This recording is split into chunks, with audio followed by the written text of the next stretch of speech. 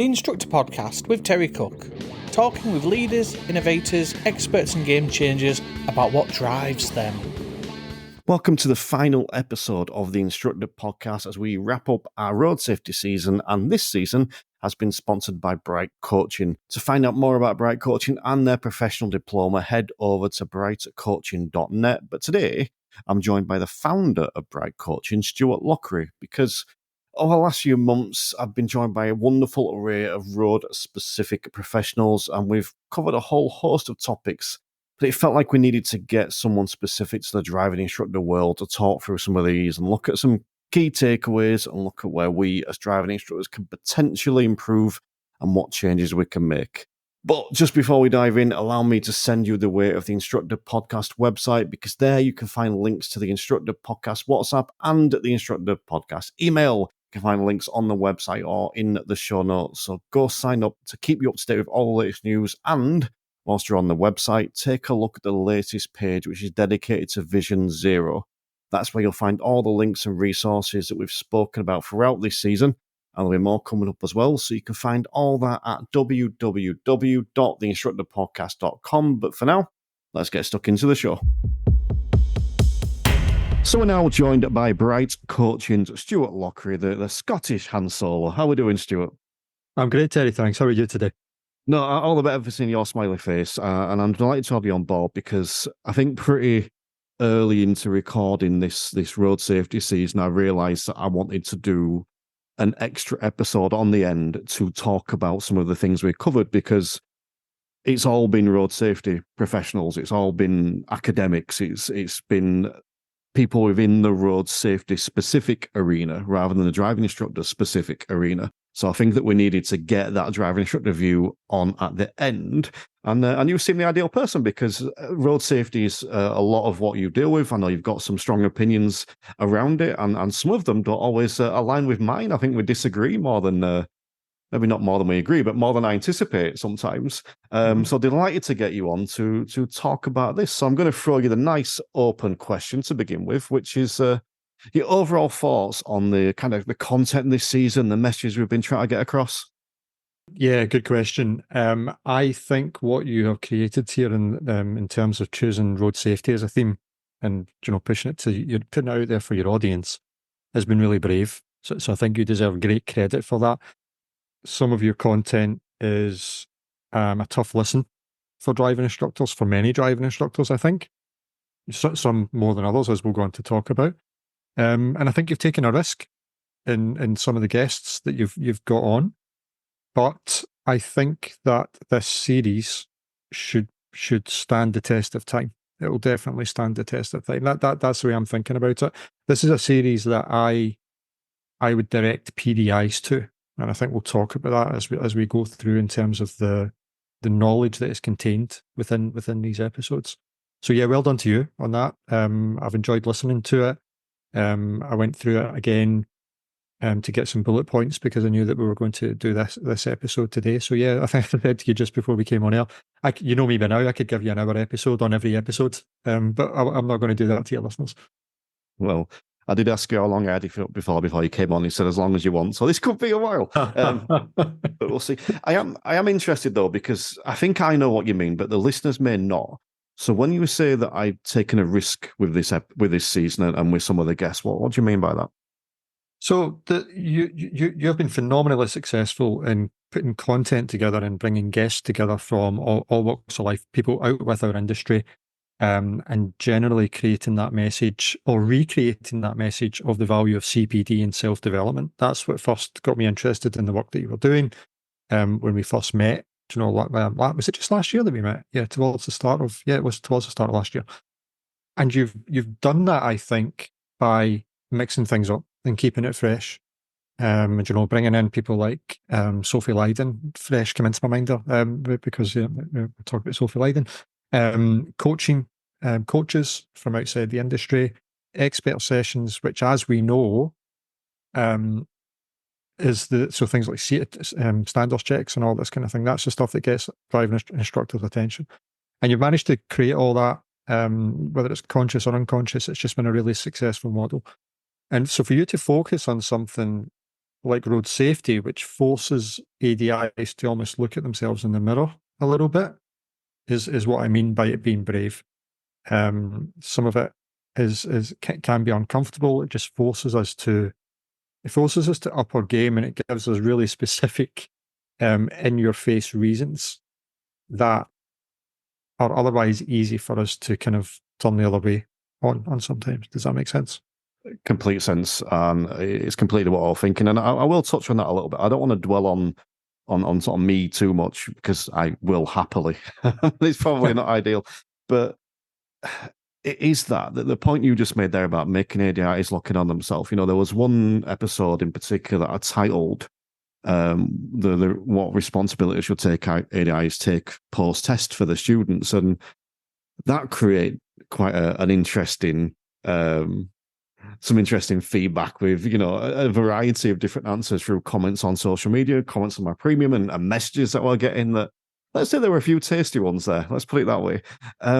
But it is that forcing us, because I'm a driving instructor, forcing us to look at ourselves, and that was conscious. And it was because when I look at the road safety aspect, I cannot get away from this idea of it, that knife crime in London is a big thing at the minute.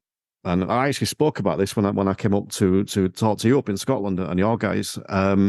Knife crime in Scotland is a big thing. Sorry, knife crime in London is a big thing. But No, you're right the first time. well, it's got better though in Scotland, hasn't it? Because they've worked on the principles of how can we help people rather than just discipline. But now I'm going off on a political tangent. Let's roll back in. This is why I don't talk about myself. Yes. So knife crime in London is a big thing. But it's really easy for me to support that, because to support that, I just say, don't stab people. And I'm not stabbing anyone right now. Therefore, I'm doing what I say. But to talk about road safety, people actually have to look at the way they drive and the way they behave. And that's a challenge, because you can probably 90% of road users would need to change the way they drive if they wanted to, reduce the casualties on road. And I think that's what I wanted to bring to ADIs, that we need to look at ourselves as well when we're looking at this subject. And it was a risk. And the numbers haven't been, how did I phrase it? They have been better than I expected, but not as good as I hoped. But the engagement with this season has been like far outweighing anything I've done before. So yeah, I think it was a risk that paid off. And I thank you for the words, by the way. And I was really happy with the way this has gone. But let's dig into some of the messages and potentially some of the episodes. What were some of your key takeaways? Some of the things that maybe that stuck with you from the episodes. So I want to start with Sharon Huddleston. I think she has been she is the most important guest that you've had on. If you're going to host a podcast series all around road safety, you send me a message to say that you were doing it before you did it. And just my immediate response was, that's such a brave thing to do. I've used that word brave before, but it was a brave thing to do. And it was absolutely the correct thing to do, because to give someone like Sharon a really kind of central role in your series, again, forcing ADIs, not forcing, but giving ADIs the opportunity to hear firsthand that experience of a bereaved family member is just so important. It was a really tough listen. I couldn't listen to it all the way through, Terry. I'm going to be honest. Much like the lady who spoke at the Intelligent Instructor event, it was just really powerful. But I think one of the main takeaways I had from that episode was around knowledge. The knowledge that the general public has about the dangers of road safety. And again, a couple of your guests mentioned it in that series.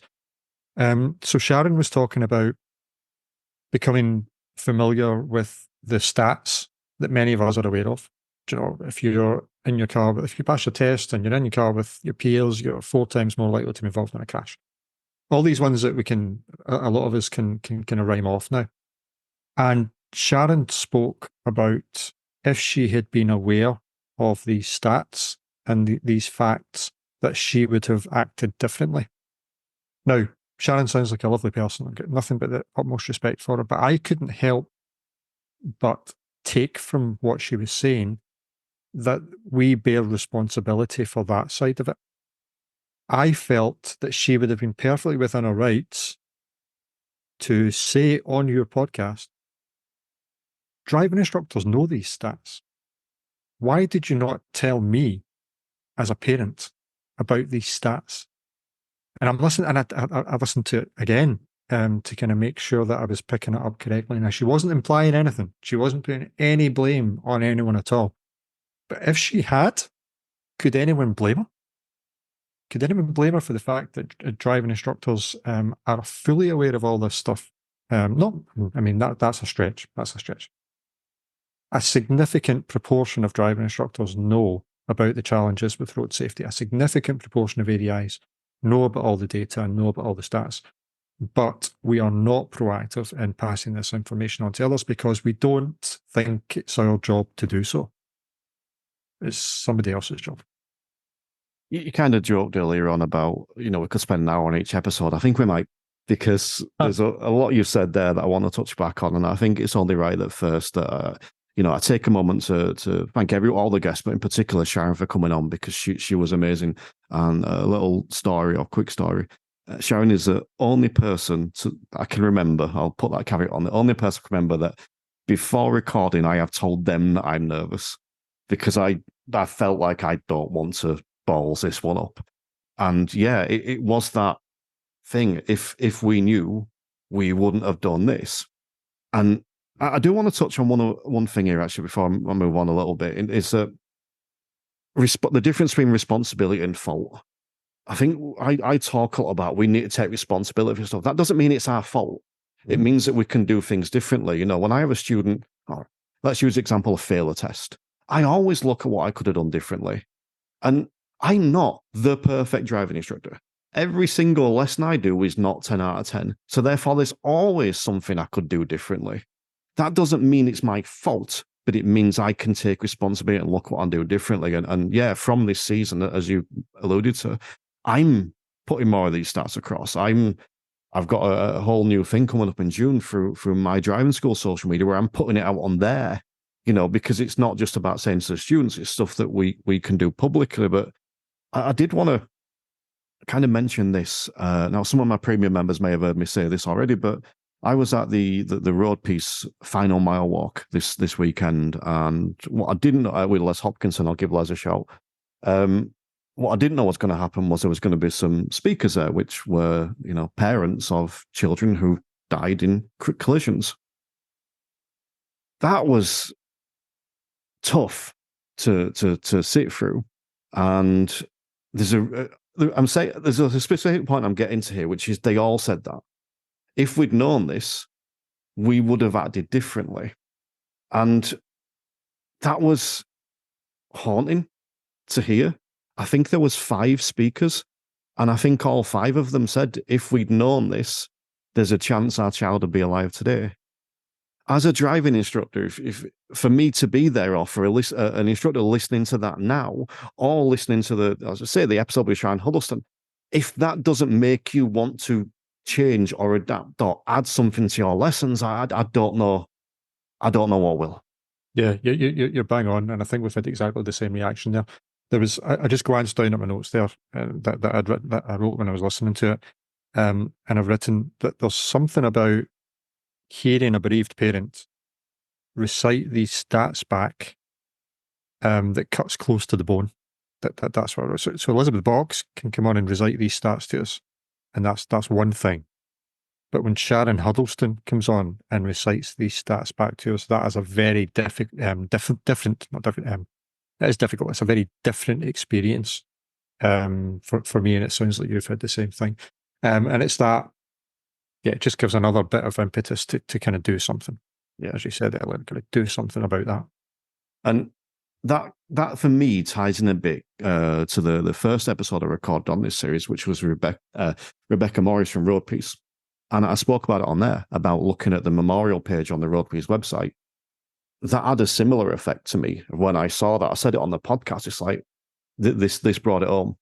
I'd not seen the faces of a significant number of people that have died on roads before. You might hear about it in like a local newspaper because it won't make national news because, road deaths aren't as important as other deaths according to the government. So we might see something on a local newspaper or, potentially even local radio at a push.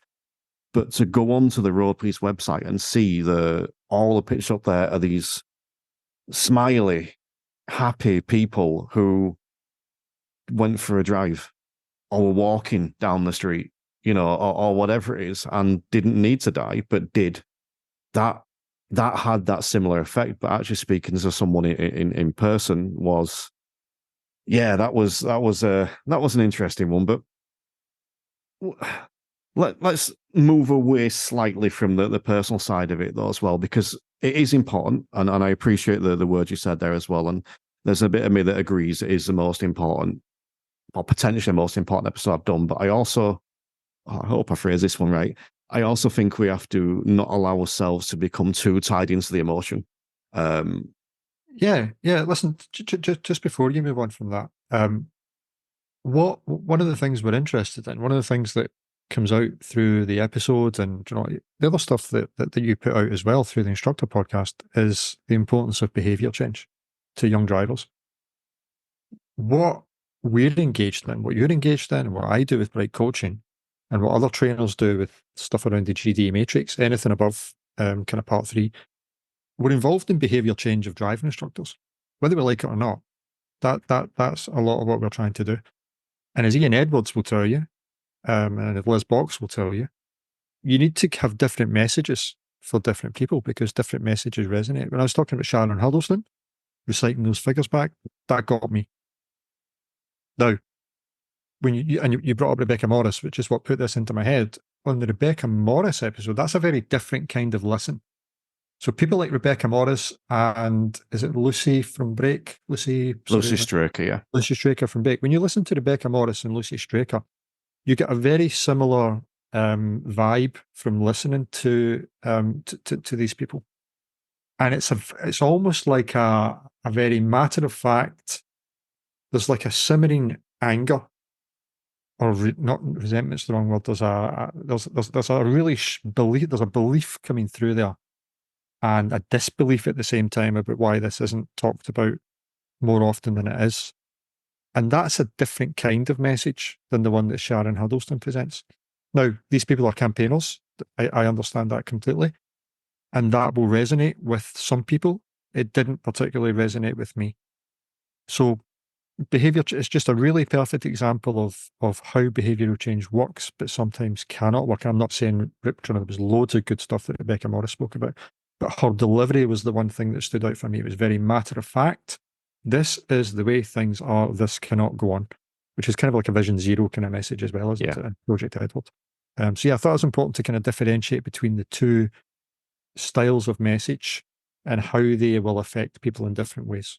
No, I'm glad you brought that up actually, because it was a conscious thing that I wanted to get the variety in there. I wanted the personal, I wanted the academic, I wanted the professional, I wanted the road safety campaign. Tell us how we can campaign. I wanted this mixed sort of bag in there. And you mentioned the anger there. There was I don't know if anyone caught this. I don't think it came across quite as well on the audio as it did on the actual video. But you mentioned Lucy Straker. There was a point where I asked her, I was talking almost from the instructor perspective of, we need you guys to back us up with some of this stuff about the idea of more lessons. And she snapped a little bit, not like in an unpleasant way. I don't know, but there was an anger there. It's all there. Everything we do is there saying, do more hours, practice this. It's not always saying, do more hours with your driving instructor, because this was the other interesting thing from that episode in particular. They can't aim messages towards driving instructors. They need to aim the generic message to everyone to reach as many people as they can. Yeah. And she got quite passionate about that. And I specifically went and looked afterwards. I'm like, she's right. It's all there. From road peace, from brake, from road safety, it's all there. We just have to look for it because they can't direct it all to us. And I found that really, really interesting. But I do think there's that really good for it, simmering anger from some of these people. And that does make for a really interesting contrast. So I'm glad you brought that up. But yeah, I want to ask you, what are the others? Are there any others stand out for you? Because, and do you know what, actually, I'm interrupting myself because before we get in, I want to give another little shout out to Sharon because I did see Sharon at the Road Piece event and Rebecca Morris. So I'm going to mention this now because they both, well, Sharon in particular came and gave me a big hug and were absolutely a pleasure to talk to. And they both thanked me and driving instructors for walking and for donating and for sharing all the road piece stuff over this last week. So yeah, if you have shared or donated or walked or anything for the road piece in the last week or done anything at all for them recently, they both express their gratitude towards you. So probably the ideal time for me to mention that now. But yeah, what else stood out for you? Any other episodes that stood out for you, Stuart? So I do feel the need just to kind of talk a little bit more about Rebecca Morris. I feel like I gave her a bit of a hard time there. That wasn't the intention. Her episode was excellent because it touched on many things that are specifically of interest to me around why society in general doesn't take road safety deaths and PSI seriously enough. And it's that optimism bias. It won't happen to us. So Rebecca talked very eloquently about that. It won't happen to us. And how do we address that? So, I mean, you'll know that I believe that that's a message that we have to get across to driving instructors. I think it should be part of our basic training that all PDIs go through. That yes, people will come to you to learn to drive. They'll go and pass their test, and then once they pass their test, they have that attitude. I mean, I say we as well because I did when I was younger. That's it. We passed the test. I can drive now. And we all have that bias that if you ask us to scale ourselves on a scale of 0 to 100, how good a driver are we? The vast majority will put ourselves as over average, which just doesn't work. So these kind of things are interesting to me. I think that how we go about explaining this stuff to young drivers is a challenge. There's a book by that you can get on TSO, the stationery office, which is the DVSA's kind of publisher. Do the highway code and essential skills and all that kind of stuff, called Better Driving by Lisa Dawn. I think that's a great book. And I wasn't going to mention this, but I may as well since we're on it. I was on a call yesterday with TSO, Safe Driving for Life, through the NGC, and DVSA were on it, and Peter Harvey from the MSA. Carly wasn't there, but there were some other people, and they have these calls quarterly, and they ask us about what they can do, what gaps do they have in their offerings on the kind of website of Safe Driving for Life. And I made the point that Better Driving by Lisa Dawn, which is being revised and reissued this summer, incidentally, and it's going to have an app that goes with it and all that kind of stuff, sounds really good. That should be basic training for PDIs. Everyone has to know about our limitations in terms of the fact that we're human beings.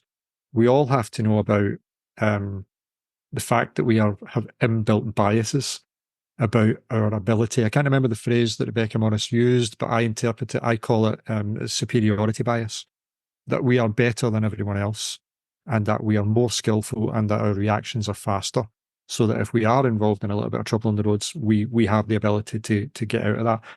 Which means that we're more likely to glance at our phone, do a text message, reach into the back seat to grab that bag of crisps or something, eat the bag of crisps while we're driving. So that was useful information that Rebecca Morris was passing over there. And we would all do well as a driving instructor. And obviously I'm biased here because we teach this on Bright Coaching. We need to know that. We need to understand that stuff. And then be able to pass that stuff on to our clients and the parents of our clients. It's all very well having resources, and we're going to talk about this later as well, but we need to understand these resources as well. Not to the level of Gemma Briggs, but we need to know the basics. We need to know the fundamentals, that they are an issue and that they exist and that they have an impact. Pardon the kind of pun on impact, but so I enjoyed that bit. I mean, the thing you'll get from it today is anytime you mention an episode, I'll go, oh yeah, I love that one, because I did. But I think the thing I want to touch on, you kind of mentioned there about the stuff that we should be talking with our students. We, as much as you spoke about an optimism bias, I look at the Facebook comment syndrome, which is if I put a post up today and whatever it is, expressing an opinion, and it gets 20 positive comments and 1 negative, I remember the negative. That'll stick with me for days, and most people do. And I think the same applies to us as instructors. So when we have our students, most of them will be absolutely fine. We're having these conversations and they'll be asking us questions and they'll happily sit through an honest truth video, or they'll happily sit through longer videos sometimes. And, they'll, shall we get out of the car and give you a rest for a second? Shall we do, whatever it is that we're doing? I would say 9 out of 10, maybe 8 out of 10 would be more than happy doing that. But we'll always get the one that doesn't. There'll always be someone. The same with parents. We'll always get the parents that are, well, I just want them to pass because that means they can drive and then they can take me to a pub on a Friday. We'll always get those parents. But they're the ones that stand out in the same way that negative Facebook comment stands out. We'll forget all the good ones. And I think it's important for us as instructors that we look at the big picture and go, right, okay, so maybe I can have this stuff with 80% of my students. Maybe with 20%, I have to tone that down a bit. But if we're looking at some kind of scale of, they come in with an attitude that's 3 out of 10, they might leave with an attitude of 6 out of 10. And that might be the thing that stops them killing someone. You may never get them where you want them because you can't with everyone, but it may get them further down the line. Is that something you'd agree with? I would agree with it. And it actually reminds me again about Sharon Huddleston, though. We talk about parents who only want their kids to pass the test. I get it. But if we're able to, and this is something I've not figured out myself yet, but I'm working on it, that how do we train driving instructors to deal with these kinds of situations? How do we prepare driving instructors for those difficult conversations with difficult parents? It's very easy for me to sit here and say, if you get a call from from a parent who says, I can afford 30 hours of lessons and I want my kid to pass pass their test in 30 hours. Oh yeah, okay, I'll do my best with that. But XYZ, graduated license, Elizabeth Box, 120 hours, all that kind of stuff. And here's some resources on road safety stats. And the parent says, oh, I'm not really interested in all that kind of stuff. I just want my kid to pass the test. We'll deal with all the other stuff later. How can we train instructors to then go back and say, well, listen, that's all well and good, but please just read this one resource, this one half-page PDF that says, that's from the mother of a bereaved parent that says, this is the stuff that she wishes that she had known before she let her daughter get in a car with her inexperienced friend who'd just passed her test or whatever. If we can just do something like that in some way and somehow, and I don't know how we do it. I understand your argument that we can't get everyone, and should we be happy with 60%? We should still do something, some little kind of. I'm just gonna leave this here. I'm just gonna leave this here because you might not thank me now, but you might thank me in 10 years' time if it's something on mobile phone use. But I think the point's more relevant to driving instructors, which we've spoken around many times, and many of your guests have as well, very eloquently, that we're not going to get 40,000 driving instructors. But this is for the people who believe in the work that you have put across so well in the series. We have to do what we can. We have to keep going, because if we just get one more driving instructor, that's fine. That's one less. If we can get a couple of PDIs, I think that's more important. Not to diss the ADIs, but I think if we get the PDIs, that is far more important, because they're the guys that are going to be doing this for 20, 30, 40 years potentially. I agree wholeheartedly. And the kind of the two words that you said there are something I think people may say a lot more throughout the rest of the year, which is do something. We can't take everyone from a 0 to a 10, but we can take them towards it. And as regards to what we do with PDIs and ADIs, I think that you did something recently, and feel free to plug this as well. The Instagram channel you've started around health, and you did something on Instagram talking about you had a bad week. And we had a little bit of chat about that and spoke, we need to do more of this. And it's something that I've done in the past as well. It's making it prominent, making it common, making it normal, making it natural that when you go on Facebook, not everyone is talking about how awesome everything is. Sorry, everyone is talking about how awesome everything is, but in reality, that's just the sheen. The Facebook group that I run, the Instructor Podcast, I've started the Fail Friday over there, where just to tell. Annoyingly, that's more popular than the Success Saturday, but whatever.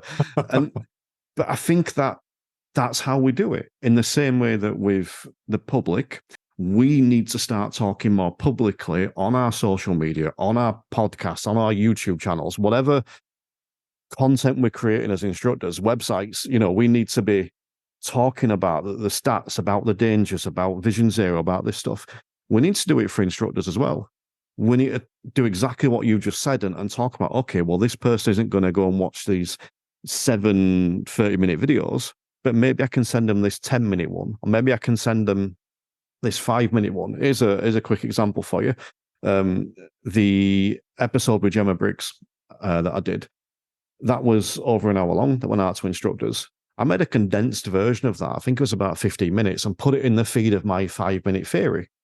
And that's got like, I barely promoted it. I shouldn't be honest, I haven't. But it's got like 2,000 downloads or something in a couple of months it's been out. And that's going to be by 99% learners, and we need to get that message across. And look, this will annoy some people, I'm going to say now, because I've said it before, and I will keep saying it. And if someone wants to, refer to people as a driving instructor police, they're more than welcome. But that's the content that we want to be putting out there, whether it's TikTok, Instagram, whatever, not the content that says, I can use my phone really well while I'm driving. I'm a driving instructor. I can use my phone really well, but it's just the few that have let us down that mean I can't now. That's the difference. Yeah. And I think that we need to put that across to PDIs and ADIs as well, that it's okay to talk about this stuff, okay to come and say, I've got a student who doesn't want to know this stuff. How can I help them? And then there's other people that can help. Yeah. No, you're bang on. You're bang on. That's really interesting that you shortened that clip with Gemma Briggs, because Gemma Briggs one was really important. I thought maybe we can go on and talk about that one now. I actually listened back to it again this morning, just to get some thoughts kind of clarified in my head. Yeah, I thought it was really useful. Did you see you cut that down to like a 5-minute episode? I can't remember the exact length. It's like 10 or 15 minutes. Okay, I didn't see that. So yeah, that's something that I would share on my driving school kind of feeds. Because if learners are listening to that, that's perfect. Absolutely perfect. Yeah, Gemma Briggs and hands-free versus what's the opposite of hands-free? Handheld. Handheld, yeah, thanks. I need another copy. Yeah, I really enjoyed this one.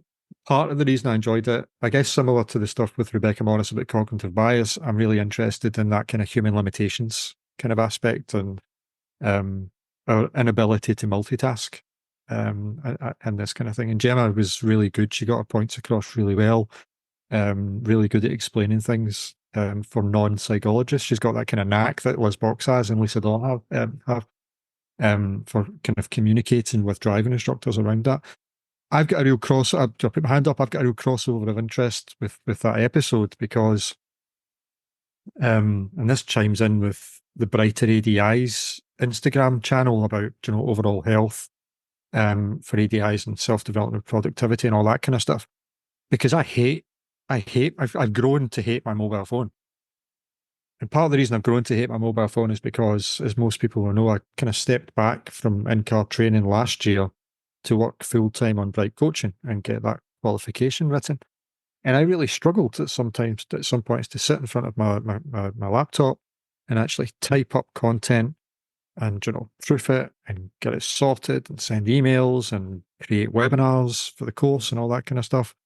It was a real struggle for me, and I realized that one of my issues is just attention, keeping my focus for a long period of time.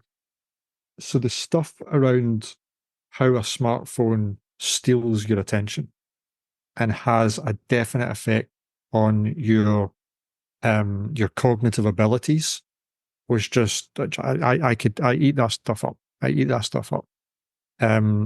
She was talking about social norms, the fact that the current generation, well, yeah, I think you brought it up actually in the episode to say that you were of the generation, as was I, that we didn't grow up with mobile phones. They came into our life after a certain point. For a lot of us, that's after we passed our driving test. I was in my 20s before I had a mobile phone. I remember my girlfriend at the time getting a mobile phone, saying, "Why don't you get one?" I was saying, "I don't need a mobile phone. I've got a pager." And being really kind of sad about things like that. And the generation today, I've got a 9-year-old daughter, and she's already asking for a phone. And, and we're saying, you don't need a phone, but you're on your phone all day. Yeah, that's different. I'm an adult. I can handle it. And it's a real challenge. It's a real challenge for not just for driving, It's a real challenge in schools. There's talk about going on about some schools are banning mobile phones already. There are whole states in America which have laws which ban mobile phones in schools. I was looking at some research. I looked this up in case anyone's interested. This is a paper I looked up for Bright Coaching. There's a paper that is titled, literally, "The mere presence of a smartphone reduces attentional performance." And if the fact that's like a peer-reviewed paper, and it talks about the fact that they took like 18 to 25-year-olds, so like a real target market for us, and they put them through kind of different cognitive tests based on attention and focus, and how just the presence of a smartphone in their pocket or in their room, it was proven that it had an effect on their ability to maintain focus and attention. So yeah, we need to do some more on that as well. I'm going to give my personal example because I've experienced this quite a bit recently, in a very, very different context, but I think it's relevant and highlights it. I've been on quite a few dates over the past few months, and seeing how people use their phone in like a dating situation, especially on a first or second date where you don't even know the person, is fascinating. Also annoying, because my phone is in my pocket. Occasionally, if it's annoying me, it'll be on table face down, right? But anyone that I've had a meal with or whatever, they just pick their phone up and start and reply. And it's not considered rude and it's not considered distracting, but it is distracting. The phone has distracted them from our conversation. Maybe this says more about my conversation it does about the phone. I don't know. I hope not. But from my perspective, it's like, it's rude. Even if the phone is on the table not being used. I know I said I might do that occasionally, but if it's hurting my leg or something, but it's that distraction that we're talking about, when it is a distraction because it lights up or it grabs your attention. And I think the thing that Gemma Briggs did really well, or explained better than I probably can now as well, was the difference between hands-free and having someone in the car. Because I can remember it was my nephew that raised a point when I spoke to him about it, and I struggled to give him the best answer. I gave him a reasonable answer, but the way Gemma explained that was awesome. And this is the good thing, that we get these people on that have spent, in Gemma's case, over a decade in this field. She knows this stuff inside and out. So when people commented on that post that I put up about this episode saying, well, hands-free in RTUs, I'd do it all the time. And I put the poll up, do you use your hands-free while you're driving? And like most people said, sometimes, I remember correctly, it was like 80% said sometimes, and this is driving instructors, because we think it's okay and it's legal, and that's why it's done. And I found that the response to that episode fascinating as well. The number of people that were saying that. But the other thing, and I'd be interested in your thoughts on this potentially, was the number of instructors that, as a result of the episode and the poll, or the poll, came and said, well, I did, but I think I need to stop. I think that's a great thing. Yeah, so I was one of the people who admitted to using my mobile phone on hands-free. I'm a kind of strange. I'm probably a strange case though, because as I said, I don't like talking on the phone. If somebody wants to talk to me, I'd rather do a Zoom call. To be honest, I'm not very good on the phone. I don't talk very much. If it's a call, it's a quick call, and my wife knows that there's no point in phoning me unless it's something urgent. But that's the reason I have my phone on, in case something urgent happens when I'm driving, and it's like, my wife's not going to make pick up for school or something like that.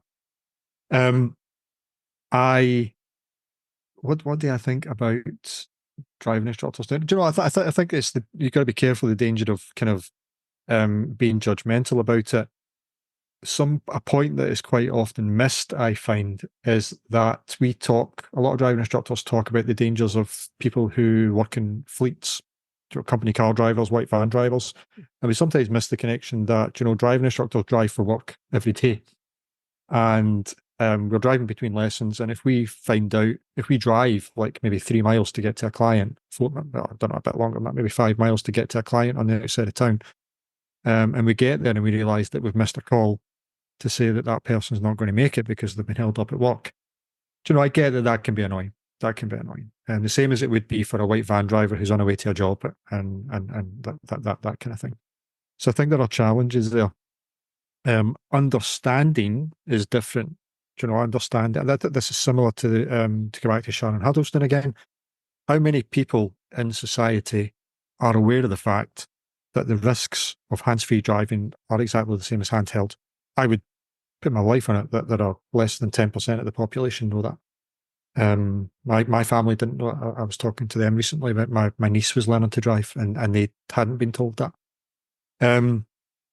The really interesting stuff from Gemma about something I didn't know, just to go back to saying the conversation you had with your nephew, how do we explain it to people? What's the difference between it and people in the car? It makes complete sense, because if I'm in the car with my wife and my wife is driving, doesn't happen very often, because if your partner's a driving instructor, you hate driving. That's just the way it is. But if that is the case, I know that when my wife is approaching a busy roundabout, I know to shut up.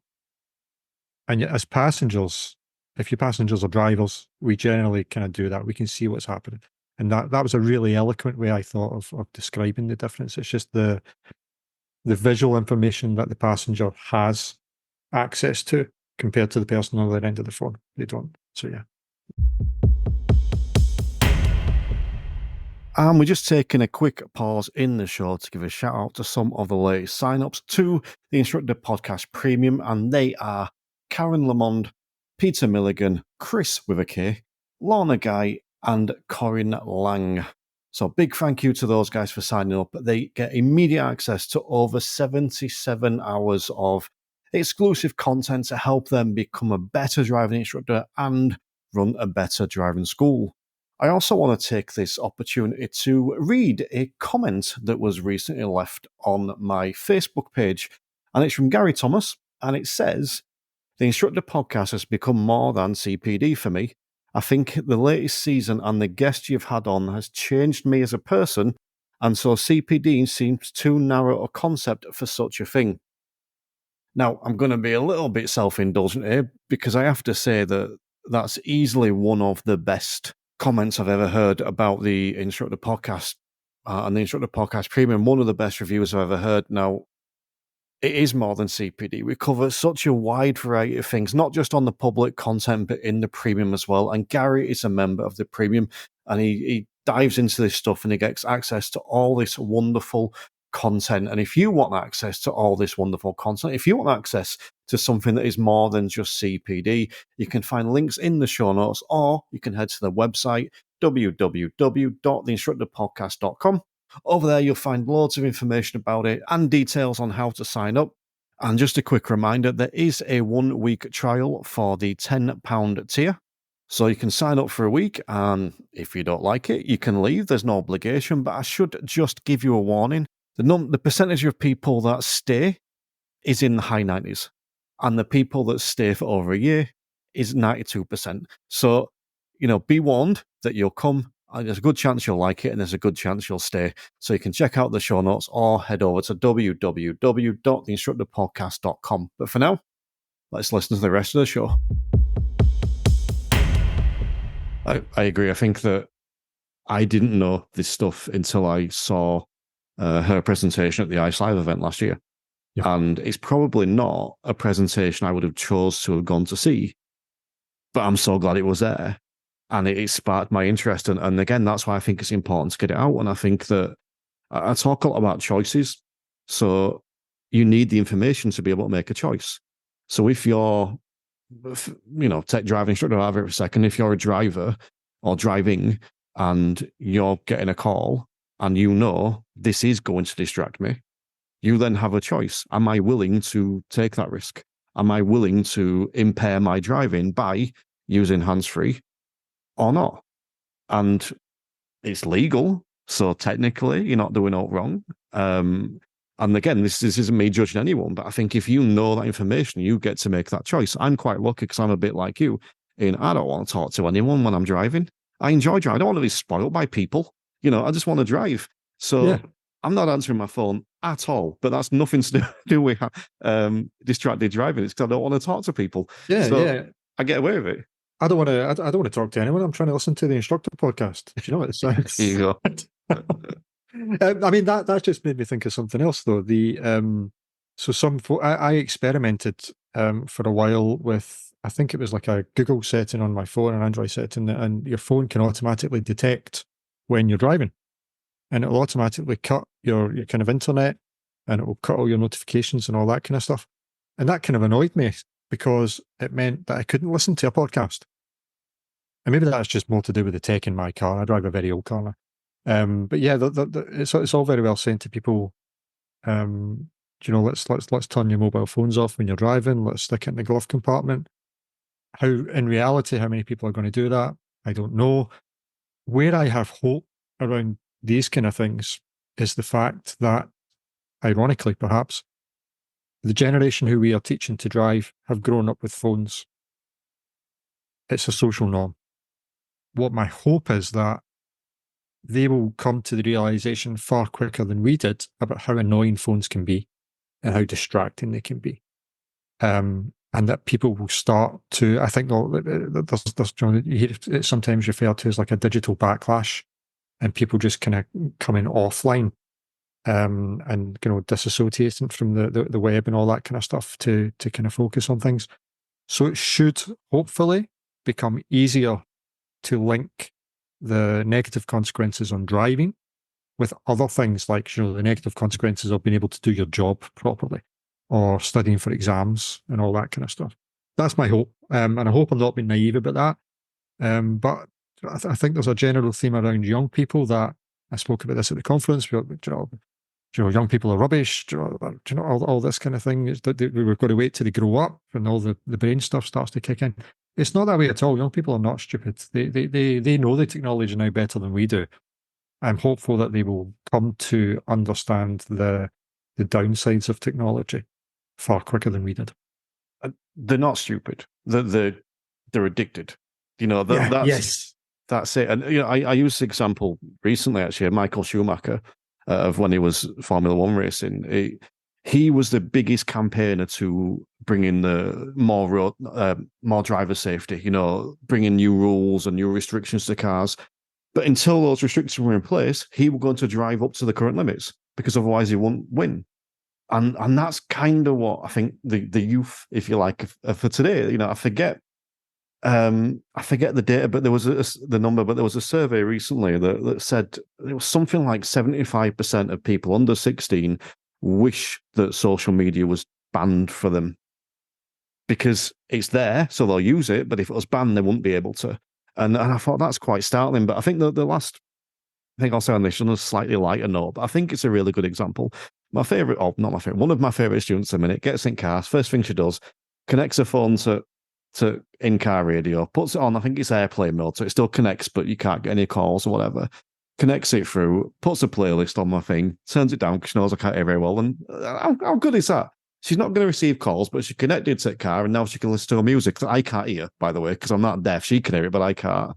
That's great. That's what we want them doing. That's what we almost want them using the phones for. And I've never said to her, make sure you can't get a call. She sets that up to begin with. And that's where we want them. I think that's really good. You've just reminded me, I had this thought just really quickly. There's really subtle things that you can do as a driving instructor to form these good habits. Every driving instructor in the country, in between lessons, is checking their phone. I don't care who you are. If you're a driving instructor, you're checking your phone. And I don't care what you're doing. You're checking for work, juggling clients around, looking up recipes on Instagram, whatever you're doing, checking out Bright Coaching to see that, whatever you're doing. So why not, when your pupil gets into the car, just make it a thing together, right? Okay, phone, flight mode, whatever. Both of you at the same time, both throw your phones in the back seat. Just make it a ritual with your learner drivers. That's just a really simple way, I think. Yes, and I'm going to advocate that in between lessons, use those opportunities to sign up to the Bright Coaching newsletter and go and follow the Instructor Podcast WhatsApp channel. There you go. What more could you want? But I'm going to chuck in one more thing. Just between lessons, this is why I have longer chunks of time between lessons. It's so that I can check my phone, but then I can also have a break. Yeah. And not everyone needs the length of time I have. I appreciate that, but maybe consider putting an extra 15 minutes in there just so that you're not rushing about and you can chill a little bit. But maybe that's a a conversation for another day, because I know that you were also keen to talk a little bit around the episode with Project Edward and James Luckhurst in particular. Yes, Terence, I am keen to talk about that. One thing in particular, when he gave the examples of Kate and John. So the talk that I gave at the conference last week or a couple of weeks ago, depending on this episode, because depending when you listen to this, I suppose I spoke at the Intelligent Instructor Conference in at Yarnfield Park about values and the importance of addressing values in young people and society in general. So I'm assuming that everyone that's listening to this has maybe heard the episodes that we're talking about. So James spoke about when he was working as was he a police officer? Was he or yeah, he was a police officer, traffic officer, yeah, traffic officer, yeah. So pulling over a young driver who'd not long passed her driving test and talking to her about the fact that she'd been speeding and all that kind of stuff. And then he pulled over John, I think it was, who was driving for work on a Saturday. So the thing that I took from that story was the important role that driving instructors play in making the point that driving is not a solitary activity. One of your other guests talked about this. I can't remember who it was. Driving is something that we do as part of a community. We interact with other people. We interact with other road users. We interact with people like us every day on the roads. We interact with people like our parents every day on the roads, like our grandparents, very importantly, every day on the roads. And we interact every day with other people driving for work. And I sometimes think that we are not paying as much attention to the challenges that these kind of things bring, all the lessons to learn as we possibly can.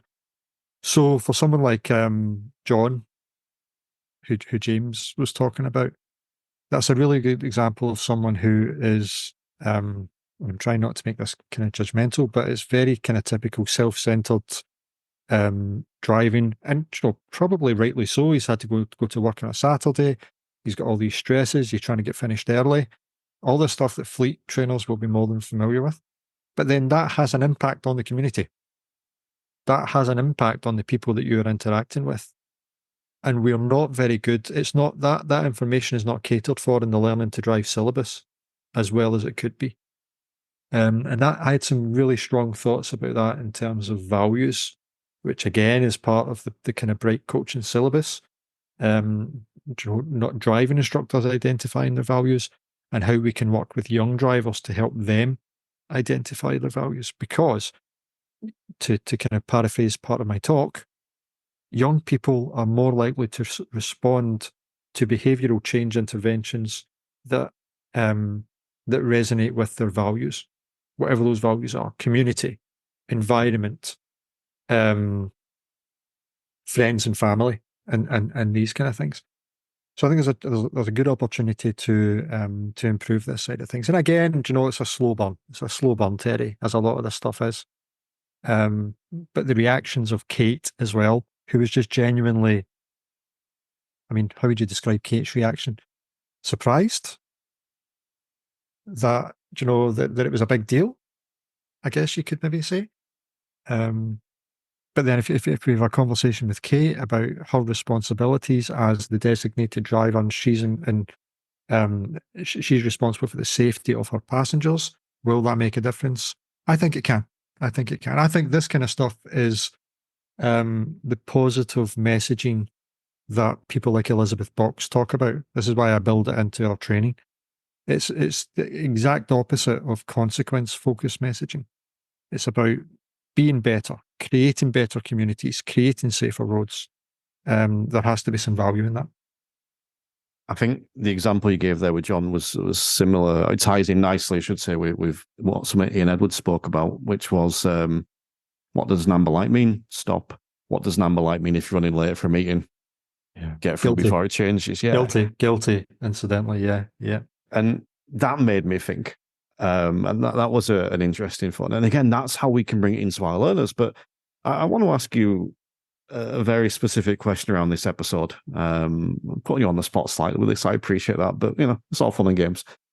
How much responsibility should ADIs take for their students post-test? So, I mean, at the risk of overplugging Bright Coaching, which obviously has happened a lot in this series, I believe in it strongly enough that I've built it into our professional diploma. And the reason I've done that is something I learned from Ian Edwards, that we only know that behavioural change works if we follow it up.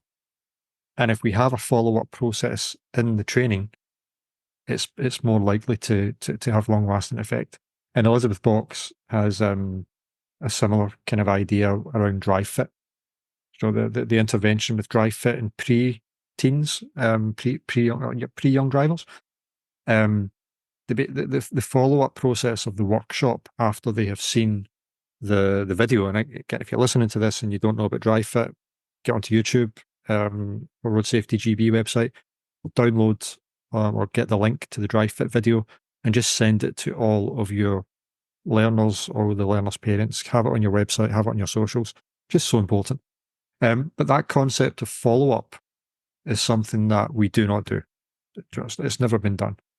So obviously, if something's never been done, that appeals to me. I want to do it. So it's built in there. And what we're encouraging candidates on the Bright Coaching course to do is to go through a whole series of interventions, whole series of coaching models, behavioural change stuff around driver psychology, and then try and do their best to follow up with people after their test. Now, that's a huge ask. That's a huge ask.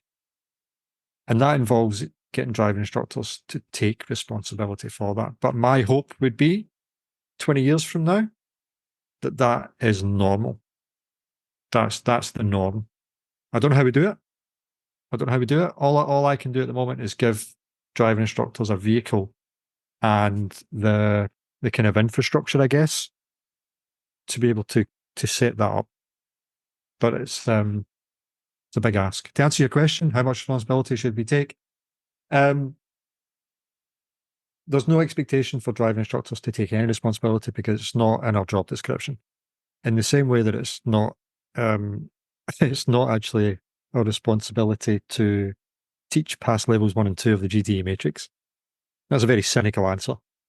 But we spoke at the end of the episode that you did with Rebecca Morris about Chris Benstead, a conversation I had with Chris Benstead around everyone gets where they get to at a different stage in our industry.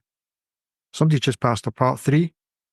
It's unlikely that we're going to get people setting up interviews post-test 3 months down the line with driving instructors. But I think it's important. Interesting answer. And I'll touch on 2 points. So firstly, how do we do it? I think I kind of said it before. We've just got to keep doing what we're doing. We can't change everyone, but we can influence some people. That's my thing. We can't change everyone. We can influence some people. And you're obviously influencing people with Bright Coaching. You're influencing people with the social media put out. You're influencing people at the expos and with the NJC and this kind of stuff. And there's not everyone going to come over, but some will. And I think it's just, unfortunately, a slow burn. It's a slow burn. Yeah, sorry to interrupt there. Something I wanted to add to that is, again, this is about behavioural change of ADIs. So you have to give people reasons to do it. So, for example, one of the reasons could be to differentiate yourself from the market of other driving instructors. So why can't, hypothetically speaking, let's have a product on your website, which is an in-depth advanced road safety package of driving lessons. And it's an absolute minimum of 40 hours or 45 hours. So you could have a package that says minimum of 45 hours, brackets, DVSA, recommended. And in your package, you will include a follow-up, lots of you could include all the stuff that we're talking about. Information for parents, PDFs, newsletters, all that kind of stuff. And you could also have as part of your package a follow-up Zoom call or a follow-up session that is within that time period when young drivers are more likely to have an accident. I think that would be a product which is appealing to parents. Not all parents, but it will be appealing to the parents who have access to the information that Sharon Huddleston was talking about. The follow-up, I try not to do this too much, but I'm going to. What I do at CC Drive, and I've recently changed the structure of this, so I do it now, so it's 3, 6, and 12 months. Mm-hmm. They get a text 3, 6, and 12 months after they're passed. And amazing. It's, how are you getting on? Anything you want to talk about? Been anywhere fun? It's those kind of questions. And it'll change slightly depending on the student, because we have different relationships and whatnot. And it is 3, 6, and 12. I don't want to keep nagging them for the rest of their life, but they also know they can come back. But the other thing I brought in at the start of this year, and I'm not saying that everyone should do this, but I think there should be something around this, is that anyone that passes with TC Drive, even if they don't pass because they've had additional lessons or whatever, but anyone that finishes with TC Drive, if they have a problem post-test, they come back to me for free training. Now, that free training could be a phone call. It could be sitting in a coffee shop having a chat because they're worried about something, or it could be a lesson. Now, just to clarify for anyone that's panicking now, I'm not saying they get 20 hours free after the test. It's like, if there's a genuine problem that they need help with, not I want to do some extra motorway lessons or whatever, it's like a genuine problem, I will provide something for free because I care about that student and I want to have trained them to a high enough standard so that they don't require that, but also so that if something goes wrong, because they have never driven alone before, they have someone to turn to without that fear of guilt or shame as, oh, what would Terry think? I've passed and now I've done this silly thing or whatever. And there's been a few that have taken it up. No one's come for the actual lesson yet, but there's been a few that have got in touch and said, can we have a chat or whatever? And it's been really good. So I'm not saying that every instructor should potentially provide that free service. That's just something I've chosen to do. But I think every instructor should be making students where they can come back if they want to. And I think the other thing I wanted to touch on there, and it's probably the right place to touch on it, is something I've been talking about more over in the premium content recently, which is, do we teach safe driving for life, or do we teach aspects of safe driving for life? And the really easy example I use is nighttime driving, because it's summer now. They don't get dark till 10 o'clock. So anyone that's having lessons now and passes, let's say, before August, September time, isn't going to drive in the dark. So have I therefore taught safe driving for life, or have I taught safe daytime driving for life? How many of us, hand on heart, can say we teach safe driving for life and not aspects of safe driving for life? Because I can't. And I think that's something we really need to think about. Yeah, I think you're bang on with that observation, and that's a really difficult one because I have a driving school, and I know that the good drivers are making good money at the moment, and one of the side effects of making good money is that you're more able to pick and choose your hours and your days when you work. The first thing that one of the first things that a lot of driving instructors will do when they get busy is they'll cut their hours to 9 to 5. And Monday to Friday. So that I don't know how we overcome that challenge. In terms of safe driving for life, I have always had an issue with the term safe driving for life, not to get on my soapbox here. I think it's a little bit of a cliche. I think it's a DVSA thing that the whole safe driving for life is just a little bit outdated. I would rather that we thought about it or pitched it as safe thinking for life. So if we're not able to get the opportunity to go and teach people nighttime driving, we can still give them knowledge and information around that. We can still give them resources about the stats. We can still give them information that people are getting from the older drivers course through Road Safety GB, and we can give that to parents as well. I hate driving at night. I really dislike it. I don't have to do it very often. So yeah, I completely get it. Other things we can do, though, I think this is on the same page as what you're talking about. There's this whole stigma about having more than one person in your car at the one time. And I think there's value in having 2 learners in the car at one time. I think there's value in having one learner driver with 2 mates in the back while you're teaching them. And I've had this kind of thought since the Hermes video.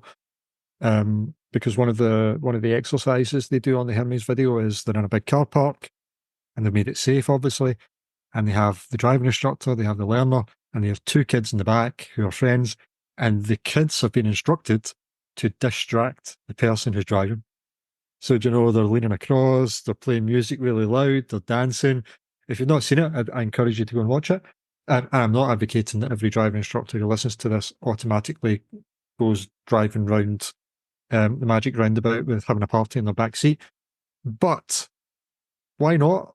If you've got three clients who are all learning to drive with you, I think it's a really good experience to say, well, why don't we just spend a bit of time and you two sit in the back and just have a normal conversation, just chat about what you're doing?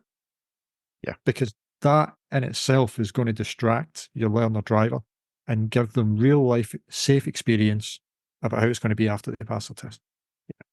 And I should probably chip in here and say that I'm not being judgmental when I say this stuff. I'm being kind of matter of fact, and I'm like that about me because I haven't delivered driving lessons in summer at night time, And I think what we need to do as instructors is take a step back and go, what can I do? And that nighttime driving in summer might not be applicable for most instructors for whatever reason. There's some stuff that I wouldn't want to do on lessons because I wouldn't feel comfortable doing it. Having people in the back, I don't like that. Do I care enough about that to get over my dislike of that? That's something I have to be introspective about. But I'm going to throw in the example that I've done. I'm going to fall back to the nighttime driving one. And that is, I brought in 2 10 p.m. lessons a month. And they're booked in my diary. This comes in from June for TC Drive. They're booked in my diary. And I'm going to offer them out to students that I think are at the ideal time for it. And then they're not going to be forced upon them. I've mentioned it to a few already, and some of them are quite like the idea of doing a 10 p.m. lesson, which is, like you think of the teenage brain sleeps later and rises later, so they're potentially more suitable to them.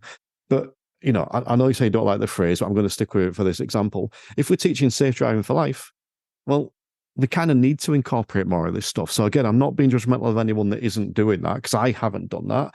And there's some stuff that I probably won't do. But I think as instructors that have driving schools, or whether it's a one-man band like me, or whether you've got several, I think it's important to take a step back and look and think, what can I do though? What can I add in? Multi-story car parks, rush hour driving, McDonald's, motorways, extreme rural roads, as I like to call them, nighttime driving, passengers in the back, radio on, whatever it is, what can we add in there? But maybe that's something that could be built into that package that I was referring to earlier. That road safety package of driving, that you include a 90-minute nighttime lesson. We live in the UK. We have long winter, and not as long as Scandinavia, obviously, but we have a lot of time, a lot of opportunity to do one 90-minute lesson a fortnight or one 90-minute lesson a month isn't going to kill us. Yeah. But yes, and especially if you're packaging it up that way and you're guaranteeing something that maybe your competitors are not doing, I think there's value in that. And I will just chuck this in. Anyone that wants to get an idea of how to do this stuff, go and follow Rob Cooling, Apple Driving School on Facebook. He knocks the crap out of this stuff. What he does is amazing over there. He takes this to not the extreme, probably to where it should be. It's not the extreme to where it should be. But, maybe this is a good opportunity just to mention graduated driving licenses, because one of the things around GDLs is that it would creep into lessons. It would be a mandated number of hours. It would include nighttime driving, that type of stuff. But I know that you had a couple of bits you wanted to mention around graduated driving licenses. I do, and I hope I'm not controversial with it. Graduated licensing, in terms of what happens in other countries, it saves people lives. Absolutely no doubt. Would it save lives if it was brought in this country? Yes, I have absolutely no doubt. Is it going to happen? No. And Elizabeth Box, I was speaking to Elizabeth Box at the weekend, and she's the first to admit that it's not on the cards. It's going to be very, very difficult to make it happen. So the issue I have with graduated driver licensing is it feels like a little bit of an outsourcing of the issue from the ADI community. Now, I'm not for a second dismissing the value of the episode that you did on GDL, because we need to understand it, we need to know about it. I guess my frustration, and when I say frustration, it's like just a little thing on the side that's kind of prodding me a wee bit, like a prodding the bruise kind of thing, is about there are so many other things that we could and should be doing better. And GDL has the potential to just distract us all from all these other things. That's my thing. You put up, not you, but if anyone puts a post up on any of the Facebook groups or social groups on GDL, you will get loads of interaction. You'll get like 300 comments. It will get political. There'll be people getting blocked left, right, and centre. There'll be sense in there as well. Don't get me wrong. But you stick up a post about what can driving instructors do to impact road safety, as I did on a local Facebook group at the weekend. Somebody posted something. This is a slight tangent. Somebody on the Glasgow ADI group posted something that I've heard Ollie Taylor talk about. What's the number one way to improve road safety? Stick a knife in the middle of the steering wheel. So I've heard Ollie Taylor use that. And he meant it as a kind of a joke. But I liked the comment and I put underneath, yeah, I've heard that said before. Maybe it'd be useful to have a conversation about, what we actually can do that's more realistic to improve road safety. Zero interaction at all on that. Zero interaction compared to what we get on a GDL post. So yeah, I do have I have feelings on the GDL debate as opposed to, which are different from my beliefs around whether or not GDL would absolutely be useful. In terms of the ADI NGC, we're currently working on almost like a statement or a position on graduated driver licensing, because as a governing committee, we all have kind of, we're a volunteer committee. We all are personal individuals. We all have our own opinions. But what I want to do, and Charles, the chair, actually suggested it as well, is reach out to members and just kind of find out what our members' kind of thoughts or feelings are on it as well. And yeah, we're going to do that. I think that's important to have a position on it. There is, can't remember the name of the actual campaign or paper that a lot of organisations are signing kind of digitally and joining. The AA signed it recently, but it's a four, there's a message with kind of 4 key points, and one of it is about graduated driver licensing. Do you know the thing I'm talking about? The Road Safety Manifesto. Road Safety Manifesto, that's it, yeah. So as an organisation, the ADI NGC is looking at that, and we kind of need to clarify our own position on GDL before we go ahead and sign it, I guess. Yeah. So yeah, it's interesting. It's important. It's important to have a conversation. If we're going to be putting pressure on MPs, there are other things that we can put pressure on MPs for, which are more likely, possibly, to be achieved. Yeah. And would make a difference as well. The Road Safety Manifesto, anyone listening, you can find that in the Instructor Podcast WhatsApp channel. Whenever I get all these links and stuff, I always chuck them over there. The thing you said about your WhatsApp conversation where you posted that and you got 0 interaction is that goes back to what, in my opinion at least, goes back to what I was saying at the start. What you're doing there is asking to people to think and look at what they're doing, because it will involve them changing what they're doing. And then that requires work and admitting that actually maybe I'm not quite as road safety conscious as I thought I was. And, this has been one of the great things about this episode is there have been people that have messaged me privately, and I don't share these messages. These are my little messages, right? That people that message me and say, thank you for doing this. It's made me think of this. And it's like, this is amazing. But just with the graduated driving licenses, do you know what? I actually agree with everything you've said. And I started off this episode by saying we disagree on quite a lot. I think I've agreed with everything today. But the thing I think I agree with the most is the first thing you said, which is, will it save lives? Yes. So if anyone is in doubt as to whether it should be in, then there's your answer. But I've had students that have come to me, and this is 17, 18, 19-year-olds, and they're like, I've heard about this. What do you know about this? And what they've heard is, right, well, you can't drive anywhere for 2 years and you're not ever allowed anyone, all this nonsense. And you break it down to them. I've not had anyone yet that's disagreed with it when I've broken down to them what it actually entails. A bit like I said about a mobile phone, they want social media off it, a large proportion. And of course, there'll be some people disagree, of course, but they want the restrictions. It's almost like we can't trust people. If we could trust people, there wouldn't be any 30-mile-an-hour zones because we would just do the appropriate speed. And you mentioned the government there, and I do think it's relevant mention this because I asked a few people throughout the show about will it GDLs go through and the government stance, and I think Lucy Straker was the most passionate. Even she was a bit reserved, and I appreciate that organisations, they've got to be slightly tactful because they work with these people. And you've said with the NJC, the NJC is it's an organisation, a collective of people. One of the great privileges that I have is just me. I can say what I want and I can set my stance. And my stance aligns with Ian Greenwood, who I've heard speak about this before, but he said it again at the Road Peace event at the weekend, and it's don't even bother with the Conservative Party because they're all in this war against motorist mindset because they're trying to sneak a few voters that are, whatever. But we need to target the Labour Party, which will almost definitely be the incoming party. And I think that anyone pondering this, anyone wondering how we get it across, get to your Labour MP or someone in the Labour Party, I forget her name now, but the Deputy Minister of Transport or, whatever. Mm-hmm. That's who we need to be contacting because there's a chance there, whereas with the current government, there isn't. So politically, that's my stance, but I think that as instructors, I agree. I think we need to know what it is. But I think that one of the good things with it is that we can see what the problems are. We can see rural roads. We can see nighttime driving. We can see passion in the car. And as we've just spoke about, we can bring that into our lessons. It's stealing Chris Spencer's phrase, minimum standards. We can raise them. Yeah. They let other people deal with the minimum shit.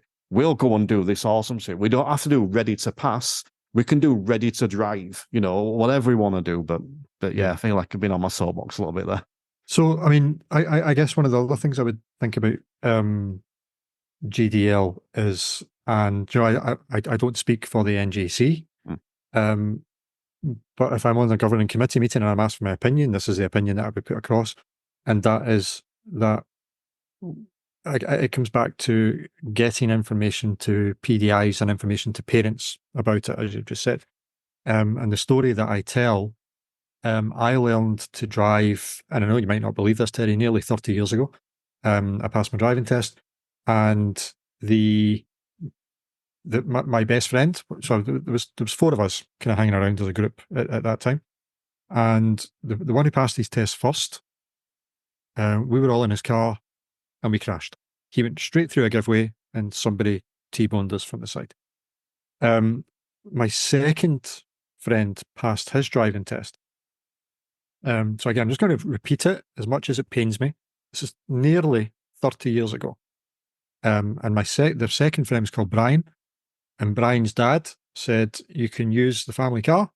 It's there for you. I think it's a big Astra, Vauxhall Astra. Said, and the only rule, I've only got 2 rules, that you pay for the petrol, and those 3 mates of yours are not allowed in the car. And that was Billy Thompson, putting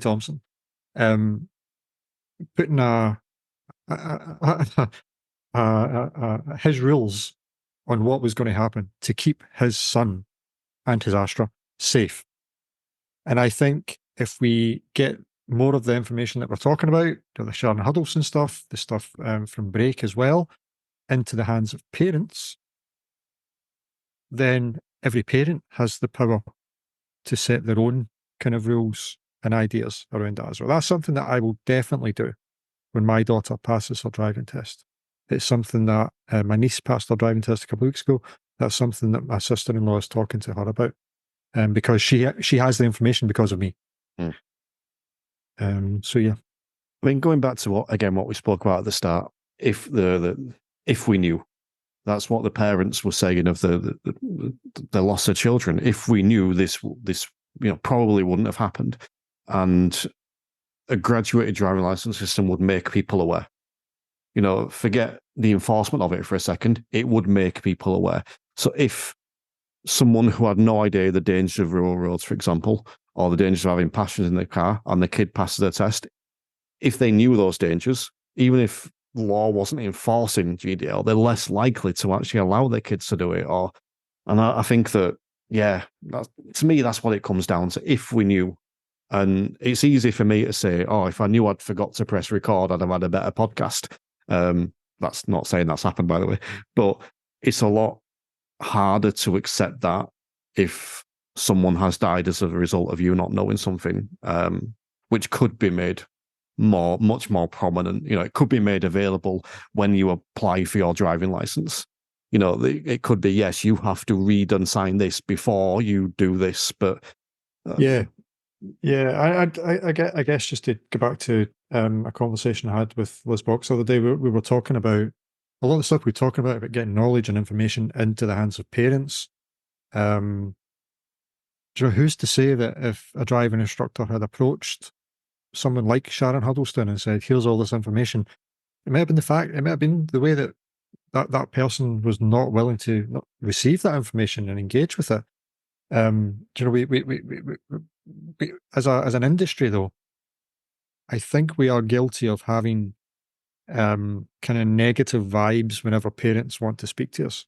So I'm very aware of this from my experience within the Scottish ADI community about, pushy parents, and parents wanting to be involved. We are kind of really kind of negative responses to parents who want to come and sit in the back of driving lessons. Parents who are desperate to be involved, but the driving instructors don't want that. And I'm not saying that everybody should be reaching out and getting parents sitting in the back of cars, but there's a behavioural change aspect required there as well in parents, because even down to really basic things about, your kid's not going to pass their test in 15 hours. It's all behaviour. Everything's behaviour. Yeah. I used to have that mindset. I've still got it a little bit now. When I get a message from a parent, my immediate thing is, "Oh God," Yeah. But, How many more hours? Yeah, but I think my mindset is shifting. I think now I'm what, even though I don't like it because I've still got that lingering "oh God" moment, but I want them to message me. I want them to be the one sometimes that reaches out rather than the kids to book lessons, because I've now got a great opportunity to communicate with a person that can feed more regularly that information to the students. So, Yeah. One other little thing I want to touch on there, because you mentioned Liz Box, who, by the way, gave me the best insult ever at the recent convention, which I'm not going to repeat now, but I said it somewhere. I can go back and listen, but brilliant. But I wanted just to touch on the convention for a minute, because I had a little smile to myself during the convention. So first of all, there were speakers such as yourself and Lynn Barry and Tom Stenson and Ray Seagrave. All of them have been on the podcast, which is great. And I'm kind of used to that now to a degree. But then there was that little section in the middle where there was Ollie Taylor, Ian Edwards, and Dr. Liz Box. And I was just kind of sat there with a little smile, like, yeah, these have been on. And look, this isn't meant as a criticism towards anyone, and I feel like it might sound like that, and it's not. But they got the opportunity to deliver a 20-minute presentation. They're coming on here and they're spending an hour plus with me. And it's like, how great is that for our industry that they get to come and do that, and they will happily come again. I mean, look, Liz, Ian, and Ollie have all. Well, Liz asks to come on the show now. I'm her, I won't say go-to, but I'm someone that she drops her messages to when she wants someone to get into the instructor world. Ian's offered to come back on. Ollie Taylor's wants to come on the 5-minute theory podcast to reach learners. So how cool is it that we've got these people that are willing to come and present and do the 20 minutes, but willing to come and talk for hours as well? Yeah, it's absolutely brilliant. I spoke to Richard Storrs at the conference to say, listen, thank you so much for the opportunity, but you've got this the wrong way around. You can't be giving me 35 minutes to talk about the teenage brain and Liz Box 20 minutes. That's not right. That's the wrong way around. That's the wrong way around.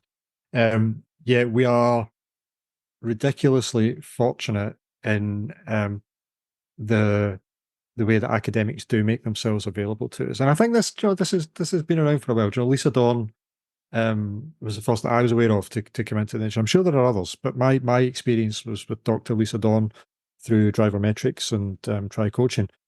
And that was just light bulb moments all over the place, and really exciting stuff that we had to talk about. And at that point, it was fleet, stress, emotions, and all that kind of stuff. And this was 2011, 2012. And to have Ian and Liz, to have Gemma as well. Gemma was excellent. I'd be like, really, I would hope that Gemma Briggs is the kind of person that continues this kind of work in our industry. Something I want to do is reach out, or maybe reach out to Liz and ask if there's anyone local at the university. I know that there's departments in Edinburgh University that specialise in behavioural change. On a regional basis, should we have some kind of database where we can have people to come to talk at associations or ADI meetings and all this kind of stuff? Because if they are all as generous with their time, even if they're half as generous with their time as the people that you've mentioned, then that has to be a good thing. Yeah. And sorry, just to big you up, you've done a great job in getting these people onto your podcast, because you're just raising the knowledge level of instructors everywhere, and you're helping to raise their profile as well. So yeah, you deserve great credit for that as well. I could pretend that it's because I'm charming and handsome, but it's more just because they're willing and helpful. Is there anything else that you want to touch back on from throughout this season? Because we've covered quite a lot there. We've covered loads. We've definitely covered all my the things that I've taken the most notes of. Ollie Taylor, always great value. Just again, he has that experience that very few people have. Again, same as people at Sharon. That insight into a very personal, raw, emotional experience. Ollie has that from being first on the scene at so many of these occasions when things go wrong. There's something in my head, and I mentioned it at my talk at the conference, that you mentioned, why are we detached from road safety? Why there is that gap? And I think we have this emotional detachment from when things go wrong. I think the way I put it at the conference was that these things happen, and we kind of shrug our shoulders, not literally, obviously, but metaphorically, we shrug our shoulders and we go to the next driving lesson and we go into the next driving test. And it's so important that we have people like Ollie, regardless of the honest truth, which is brilliant. And it's so important that we have people like Sharon bringing these stories in. Yes, it's uncomfortable. It's a little bit like reading history, Terry. And I don't mean to get all kind of highbrow about it, but it's really important that people learn about things like the Holocaust actually happened, because if we don't keep reading about it, people stop talking about it, and we don't see the next terrific thing coming in the world. These are the same things. These people have real life experiences of horrible things happening, and they can tell us what the consequences were. And that's really important. There was something else about Ollie that I'd written down that chimes with some of the stuff we've said. Education can start with the parents. Was something that I really agree with. Going forward, that's something that I'm going to take into to my driving school, and obviously working with Bright. Interested in his phrase, the lost generation of drivers. I know what he means, but I almost think that to call them a lost generation has a little bit of a negative kind of connotation. I like to think of it from the opposite perspective, that we are learning so much more about the brain, and we're learning so much more about all these things that affect driving. If you're going to call the young drivers a lost generation of drivers, you could call us a lost generation of driving instructors, or a lost generation of educators, because it's only now that we have this stuff, and me, you, all those other phenomenal people that you have on your show, we're learning this, we're picking up as we go, and we just need to figure out how to get our points across. So that was really good from Ollie. Yeah, big fan of Ollie. Although the only thing I really care about from that episode was the phrase that I coined, which is "How bad is your dad?" That's the thing that nothing will top that. But I will just say, actually, on that episode, a little bit of background on that. I had arranged for Ollie to come on, and then I spotted that he'd been on the Mirror Signal podcast beforehand, and they spoke heavily. We spoke heavily with Josh Holleran about the honest truth.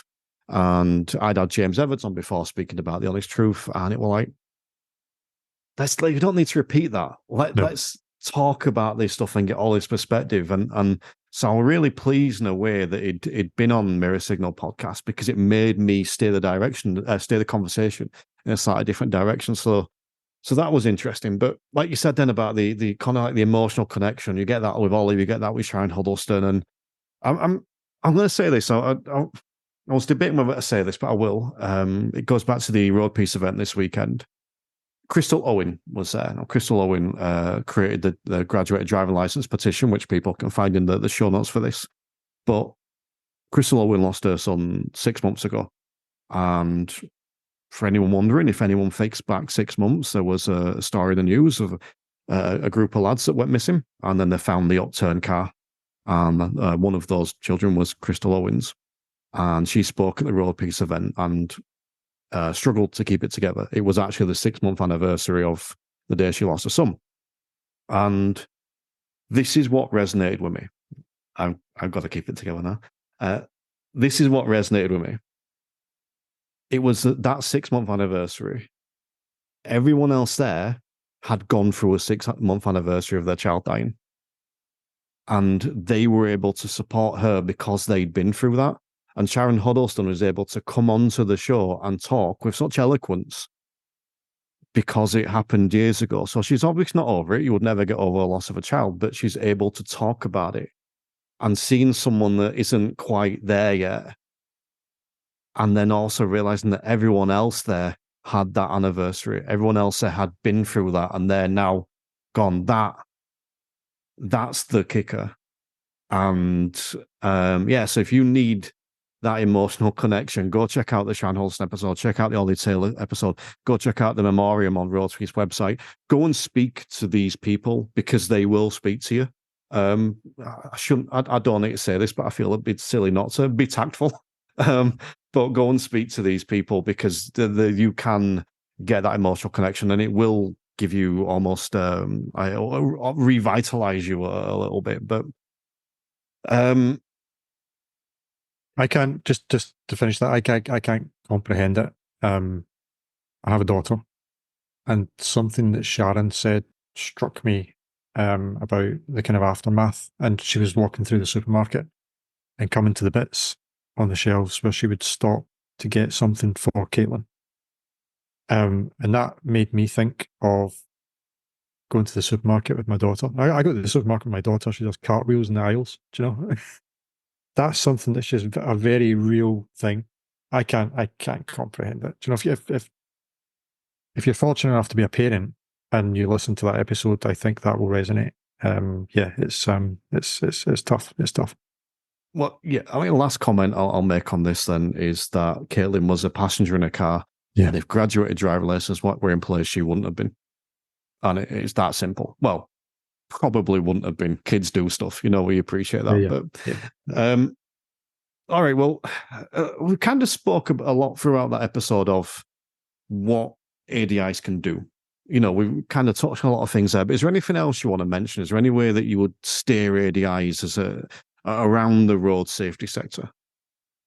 I think one of the messages that's important to get across is we spoke earlier on about Rebecca Morris and Lucy and this kind of belief in what they do. And I also got it from Sophie Lydon. She was talking about keyboard warriors and having a laugh whenever she gets to, she was talking about her mates saying, "Oh, here comes Sophie, get your seatbelts on," and all that kind of stuff. And I think we can all become a little bit self-conscious of what we do for a living, and people thinking that we're all a little bit preachy and all that kind of stuff. I think it's important to, if we believe in it, that we don't have to be embarrassed by it. And if we believe in it, we also don't have to take it personally when people don't respond in ways that we would like. So, for example, and I know I'm just using you as an example because I'm on your podcast, you're talking about figures for the show not being maybe quite as high as they previously have been. That's almost irrelevant because you know that you've had an impact. You know that you've got that engagement. And I would hope that it wouldn't. Well, I know that it's not going to stop you talking about this kind of stuff. You've got to keep going with it. And I know that a lot of driving instructors in the country will have. There will be. There are hundreds of arguments that driving instructors can come up with about why they won't introduce anything new to their driving lessons. We don't have time. People only want to pass a driving test. If the parents found out that I was sitting at the side of the road talking for 20 minutes, they'd be furious. I've tried sending the stuff. Nobody reads it. All this feedback about stuff that doesn't work is irrelevant if it works for one family. That's a thread that runs through that entire series that you've created over the past few months. Another recurring theme is it our fault? Which I guess is going back to the James Luckhurst one. What responsibility do we have? It's only our fault if our bar is very, very low. If our personal bar about our job is to get people through their driving test and nothing else, if our personal bar, professional bar, is only about knowledge and skills, then I think that is not enough. If you know about this kind of stuff and you understand it, but you actively choose not to do anything with it, that's an issue. That's an issue, I think.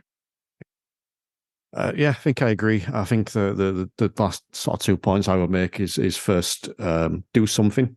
I think you alluded to this. We might not be able to do everything, but we can do something. And also keep your eyes and ears peeled, because on the 1st of July, on the 1st of July, Driving Instructors Division Zero podcast launches, and that will be a monthly show on the 1st every month. Similar vein to what this season's been. It'll be getting information from the road safety sector that's relevant to driving instructors, and hopefully providing some inspiration and some motivation there as well. So they're the two things I would say. Keep your eye out for that coming on the 1st of July, and do something. But one of the great things about having you on, Stewart, today, obviously, other than all your wisdom as comments, is the fact that I don't have to promote Bright Coaching, because you can do it for me. So do you want to just take a moment to mention Bright Coaching, or send people where you want to send them? Yeah, I mean, your listeners will be fed up listening to Bright Coaching by now. So yeah, thank you for all the interaction that your listeners have given to us on social media, signing up for the newsletters. Thank you so much for that. We're about to do module 2 with the first cohort of candidates. The feedback's been really, really good. We are hosting monthly supper clubs with all our candidates. We're getting some people on. You're on next month or the month after? I can't remember. We'd have a chat about that, about what we're going to discuss. We also, one of the things we do with the supper clubs is support for the monthly assignments. So it's like a monthly kind of catch up that we get through that. Cohort 2 is on the 1st of July, kicks off on the 1st of July. And we're looking at plans for the second half of the year and into next year about whether or not we're going to come to different locations, or whether or not we're going to have an online course. And I've not decided either way yet what to do, because I need input from people. So if you're on our mailing list, the last one I sent out was about 10 days ago, and I've asked everyone to say if they're at all interested in doing a professional diploma, just ping me a message to say, is an online course something you would think about? Or if not, you prefer an in-person, drop me a note and tell me where you are, and we can look into the logistics of that. Started a little side project, just something that's important to me because of my kind of health issues, about how can driving instructors be better informed about nutrition, health and well-being. Shout out to Chris at the Chris Benstead and the DITC for ADI Walkback, because this is the kind of stuff that encourages me to, do more. And I think Chris has shown that there is an appetite for that kind of stuff in the community. So just an Instagram channel, nothing else. And you'll find us at Brighter ADIs on Instagram, and hopefully we'll get some good content for the community on that. Yeah. And you'll be able to find links for all that stuff in the show notes. But yeah, all that's left for me to say is thank you for joining me today, Stuart. Thank you for sponsoring it this season. It's been great having you on board. And yeah, thank you. Thanks, Terry. Cheers. So a big thank you to Stuart for joining me on today's show. I really enjoyed getting stuck into some of those topics and looking at some of the guests and what instructors can do and this kind of stuff. Really enjoyed it. And also, obviously, want to take a moment to thank Stuart and Bright Coaching for sponsoring Season 7. Really loved it. Really have loved having on board, and I'm ridiculously grateful. But I also want to take a moment to thank you guys for listening. So whether you've been a listener since day one, way back in 2021, or whether you've picked up this season, whether you listen to every single episode, whether you pick and choose the ones that you fancy. Really appreciate you listening, whether you've listened, whether you've shared, whether you've signed up to premium, whatever you've done. Wholeheartedly appreciate it. And I just want to take this opportunity to mention something that I say at the end of every show. It's the way I finish off my shows, and I've done it for a while, apart from a brief hiatus. I always say, let's just keep raising standards. And that's what we've been talking about this season, raising standards. That's it. We're looking at how we can raise those minimum standards, however we do it, whatever aspects of road safety we bring in. And as I said on today's episode, we can't always do everything, but we can do something. So I would just love it if from this season you can go away and do something, and then once you've done something, do something else, and keep up with that. So we've got to raise these standards. We get a privileged position to spend hours and hours with these people. We're making a difference, but I believe that all of us can make a bigger difference. So let's keep raising standards around that. I also want to take a moment to point you in the direction of the Instructor Podcast Premium. This is the final episode, so go and sign up to Instructor Podcast Premium, because over there you get access to a whole host of content around road safety and the standards check and coaching, but also around some really cool stuff like social media, well-being, mindfulness, mental health, developing your business, all that kind of stuff, including a new weekly show that I've released, which features me, the Instructor Unplugged, where I'm covering all the key points within our industry and giving my thoughts on stuff and dropping the odd knowledge bomb as well. So sign up to Instructor Podcast Premium. You can get a week's free trial, or you can just sign straight up to either the £10 or £22 tier. But if you want to get a discount, you can sign up for a year and get a 16% discount off that year's membership. As always, if you've got any questions about that at all, feel free to reach out to me. I'm always happy to answer any questions you've got. But as I said, you can sign up for a 3 weeks trial, enjoy it free for a week. If it's right for you, which it is for almost everyone that signs up for a week's trial, stay around. And then once you've got stuck in, if you want to upgrade to the £22 tier, upgrade. Although those spaces on the £22 tier are limited and they are running out. So, if you want to get stuck into that, sign up sooner rather than later. But the best place to go to sign up is www.theinstructorpodcast.com. Over there, you'll see 2 tabs for £10 and £22 tiers. Go and check them out and you'll see everything that's available. And there you can sign up as well. So yeah, one last time, thank you for listening, and let's just keep raising standards. The Instructor Podcast with Terry Cook, talking with leaders, innovators, experts and game changers about what drives them.